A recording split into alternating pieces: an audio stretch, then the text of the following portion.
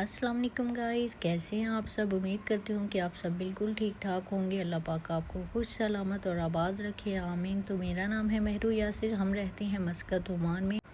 आज मैं आपके साथ अपनी रमज़ान रूटीन शेयर करती हूँ। यहाँ पर जी तहज्जुद का टाइम हो गया था। पहले मैंने आटा गूंदा, फिर हम दोनों ने तहज्जुद की नमाज़ अदा की। तहज्जुद की नमाज़ अदा करने के बाद सहरी का वक़्त हो रहा था।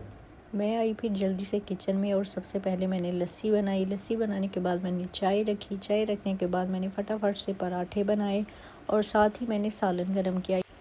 ये कीमे का सालन मैंने एक दिन पहले ही बनाया था, क्योंकि आजकल रमज़ान है तो डेली डेली तकरीबन खाना नहीं बनता। एक दिन बन जाए तो 2 दिन चल जाता है, क्योंकि खाना सहरी के टाइम ही खाना होता है। उसके बाद नेक्स्ट डे फिर सहरी को ही खाना होता है। अफ्तारी के टाइम इतना कुछ होता है खाने को कि बाद में खाने की गुंजाइश नहीं रहती। अगर खाने की गुंजाइश कुछ थोड़ी बहुत हो भी तो जिस अफ्तारी का बचा होता है फिर वही खाया जाता है।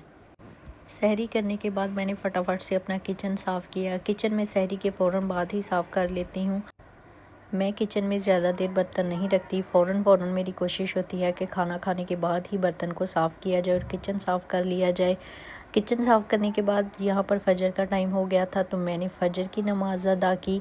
बड़े सुकून से आराम से अल्लाह पाक से खूब दुआएं की। अल्लाह पाक हम सब की रमज़ान की बातों को, दुआओं को अपनी बारगाह इलाही में कबूल व मंजूर अता फरमाए, आमीन।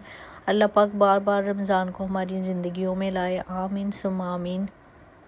नमाज़ पढ़ने के बाद मैंने कुरान पाक की तिलावत की और कुरान पाक की तिलावत करने के बाद यहाँ जी सुबह का मंज़र आप देख सकते हैं। वैसे तो मैं कभी कभार छत पे भी चली जाती हूँ, लेकिन आज मेरा मन नहीं था छत पे जाने का, तो मैंने अपने घर की ये जो बालकनी है वहाँ से ही आपको बाहर का नज़ारा दिखा दिया। यहाँ पर हमने एक्चुअली जाली लगवाई हुई है, क्योंकि अरब ममालिक में बहुत ज़्यादा चूहे होते हैं। तो पहले ये एरिया ओपन था, इस वजह से हम लोगों को यहाँ पे जाली लगानी पड़ी। चूहे बहुत ज़्यादा तंग करते थे, उन्होंने हमारा जीना हराम किया हुआ था। तो यहाँ पर जी अब हो गया था अफ्तारी का टाइम। अफ्तारी के लिए मैं किचन में आई। मैंने सोचा क्यों ना खाना बनाया जाए टाइम पे।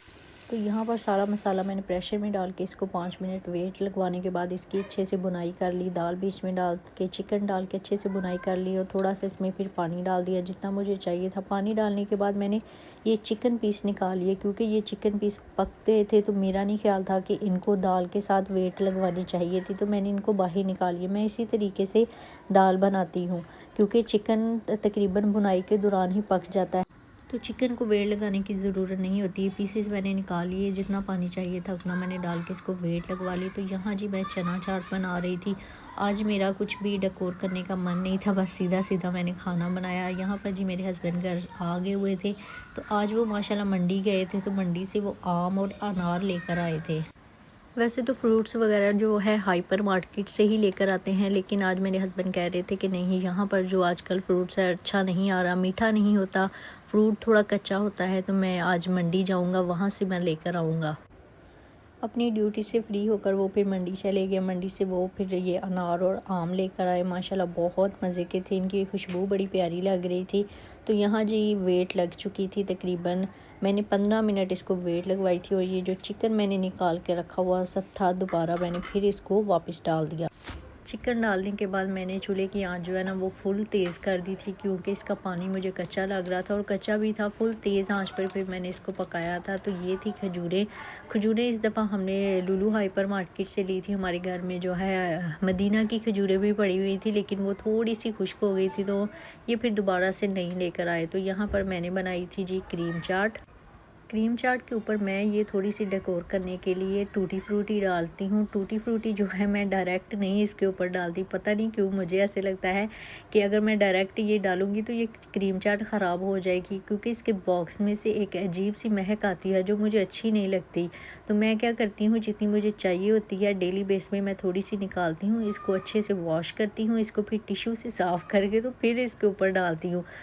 ऐसे डायरेक्ट नहीं डालती, क्योंकि मुझे ये वहम हो गया है कि शायद अगर मैं डायरेक्ट डालूँगी तो इसके टेस्ट में कुछ चेंजिंग हो जाएगी, शायद ये ख़राब हो जाएगी, ये अच्छी नहीं लगेगी। शायद मेरे माइंड में ऐसा है, लेकिन ऐसा कुछ नहीं है।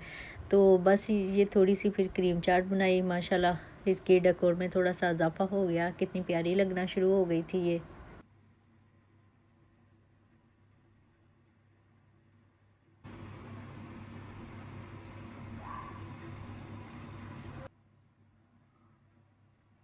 ये चीज़ें फ्रिज में रखने वाली होती हैं, इसलिए मैं इनको पहले ही बना लेती हूँ। क्रीम चाट हो गई, आलू चना चाट, क्योंकि ये फ्रिज में पड़ी रहें, ठंडी खाने का ही मज़ा आता है। तो यहाँ पर जी मेरे हस्बैंड ने फरमाइश की थी मेरे लिए सिंपल सा पुलाव बनाओ जिसमें कुछ भी स्पाइसेस वगैरह ज़्यादा ना हो। तो यहाँ जी मैंने बनाया था आज सिंपल सा पुलाव, सीधे से तरीके से, कोई इसमें ऊट पटांग मैंने नहीं डाला था, बस सादा नमक मिर्च मसाला और पुलाव मसाला डाला था। तो माशाल्लाह ये इतना मज़े का बना था, बहुत टेस्टी था। इसकी लुक आप देख सकते हैं कितनी प्यारी लग रही है, चावल का एक एक दाना अलग अलग से था। मुझे तो यकीन नहीं हो रहा था कि ये मैंने अपने हाथों से बनाया है, लेकिन अल्हम्दुलिल्लाह मैं बहुत अच्छा खाना बना लेती हूँ।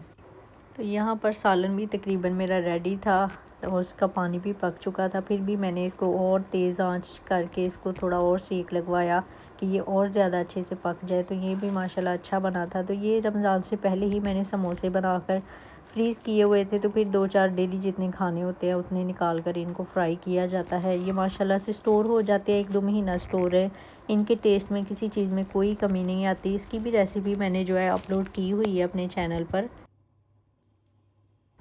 समोसे मैंने 2-4 मिनट पहले ही निकाल के रख लिए थे। तो उसके बाद यहाँ पर जी हमारी अफ्तारी की, हमारे दस्तरख़्वान की शान, आप सबके घरों की शान, जामे शीरी, रूह अफ़ज़ा, ये तो लाज़म बनाना होता है। मुझे इतना ज़्यादा पसंद नहीं है, लेकिन मेरे हस्बैंड को बहुत पसंद है, तो मैं फिर उनके लिए भी बनाती हूँ, अपने लिए भी। वो सिंपल पीते हैं, मैं इसके अंदर जो है नींबू डाल के पीती हूँ, क्योंकि मुझे नींबू के बगैर इसका मज़ा नहीं आता। तो ये भी मैं पहले ही बनाकर इसको फ्रिज में रख लेती हूँ, क्योंकि ये भी पहले बनाने वाली आइटम होती है। तो ये भी ठंडा ही पीने का मज़ा आता है। तो इसके लिए ये पानी की बोतल है, मैं घंटा पहले इसको ऊपर वाले खाने में रख देती हूँ और इसमें थोड़ी थोड़ी सी बर्फ़ बनना शुरू हो जाती है। तो फिर वो बर्फ़ के साथ ही ये पानी होता है, तो फिर मैं वो इसके अंदर डालती हूँ। तो ये बहुत मज़े का बनता है, बड़ा मज़ा आता है, बड़ा ठंडा ठंडा लगता है। ये इसको रखा फ्रिज में। तो यहाँ हमारी दाल आलमोस्ट बन चुकी थी। तो ये थी इसकी लुक। अभी इसके ऊपर धनिया वगैरह जो है वो मैंने बाद में गार्निश किया था। तो ये हमारे घर के बाहर आप बच्चे बलूंगड़े देख रहे हैं, ये लोगों के हैं, हमारे नहीं हैं। तो ये दिन रात यहाँ ही खेलते रहते हैं, बस दोपहर में इन लोगों ने अपने घरों में जाना होता है। ये बहुत शोर करते हैं, मेरी ऑडियो रिकॉर्डिंग में आपने सुना ही होगा कि इनका शोर बहुत पीछे से आता है। अब अफ्तारी का टाइम भी बिल्कुल करीब था, तो मैंने फटाफट से समोसे फ्राई किए, पकोड़े फ्राई किए। पहले मैं समोसे करती हूँ, क्योंकि समोसे थोड़ा देर अगर पड़े भी रहे तो वो ठंडे नहीं होते। इसके बाद अफ्तारी करने के बाद हम चले गए थोड़ी शॉपिंग करने। मेरे हस्बैंड को थोड़ी अपने लिए शॉपिंग करनी थी, उसके लिए हम लोग गए नेस्टो में।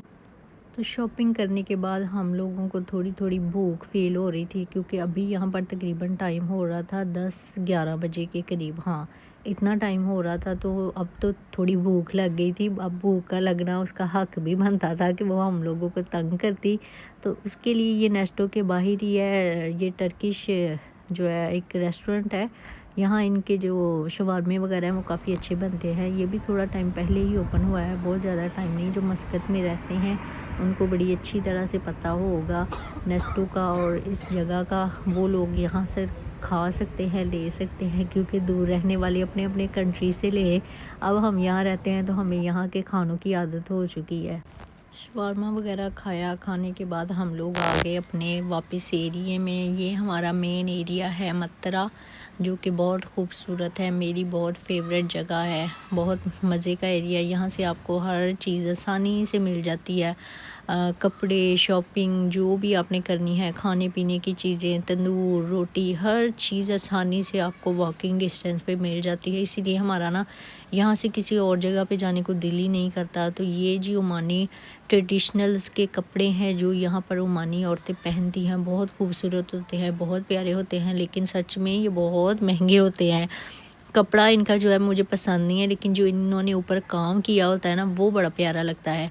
तो ये अबाया मार्केट थी, अबाया शॉप थी, और इसके बाहर इन लोगों ने ये अबाया बड़े स्टाइलिश तरीके से लगाए हुए थे, क्योंकि यहाँ पर तो मोस्टली अबाया ही पहना जाता है और ये पहना हुआ प्यारा भी लगता है, अच्छा भी लगता है। तो ये जी सारी थी मार्केट से होने के बाद हम लोग गए थे कॉर्निश वॉक करने। ये मत्तरा कॉर्निश है जो बहुत प्यारा, बहुत खूबसूरत है।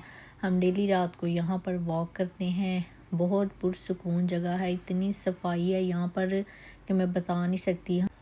जिस तरह मैंने ओमान में सफाई देखी है, मैंने अभी तक किसी और कंट्री में नहीं देखी। हम लोग सऊदीया भी गए हैं, वहाँ पर भी इस तरह की सफाई नहीं थी। वहाँ पर भी तकरीबन गंदगी ही नज़र आई है, क्योंकि लोग सफाई का ख्याल ही नहीं रखते। लेकिन यहाँ पर बहुत ज़्यादा ख्याल रखा जाता है। यहाँ पर तो आपको फ़ाइन हो जाता है, आप अगर आपको कोई इस तरह पब्लिक प्लेस पे जो कोई गंद फेंकता नज़र आए तो आपको फ़ाइन भी हो सकता है। तो ये है जी हमारा प्यारा सा खूबसूरत सा मस्कत ओमान का कॉर्निश मतरा, आप देख सकते हैं। तो ये खूबसूरत सी प्यारी सी फैमिली अपना फ़ोटो शूट कर रही थी, तो इनका दूर से मैंने भी थोड़ा सा फ़ोटो शूट कर लिया।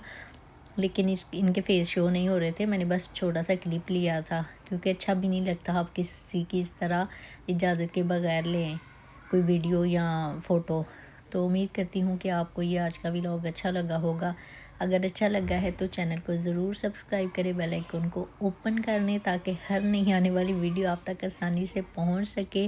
और कमेंट करके अपनी राय का इजहार ज़रूर दिया करें। और अगर आपको मस्कत ओमान के बारे कुछ थोड़ी बहुत इन्फॉर्मेशन भी चाहिए हो तो आप कमेंट करके वो भी पूछ सकते हैं। जितनी मुझे पता होगी मैं कोशिश करूँगी आपको बताने की।